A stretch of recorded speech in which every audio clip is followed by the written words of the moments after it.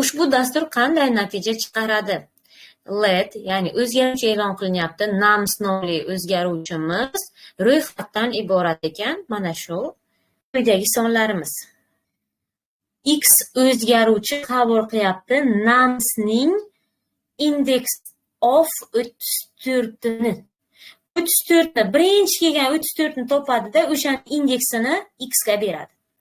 0, 1, 2, 3. Demak, 3 bo'ldi bu. X teng 3 bo'ldi. 4, 5, 6, 7, 8, 9 dedik. Y nimani olar ekan? Y teng numsdagi, ya'ni mana shu ro'yxatdagi last index of 25. Oxirgi 25 ni topgin deyapti. Last index.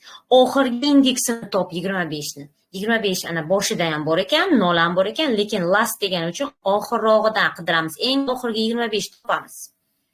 Eng oxirgi 25 qani? Mana bu yerda ekan, 9 ekan.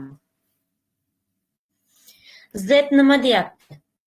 Z barobar x ga qo'shgan y ni va unga qo'shgan numsning ikkinchi elementi. Numsning ikkinchi elementi 8.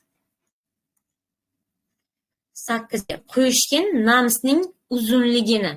Uzunlik nechta edi? 0 dan 9 gacha borsa, demak bu 10 ta element.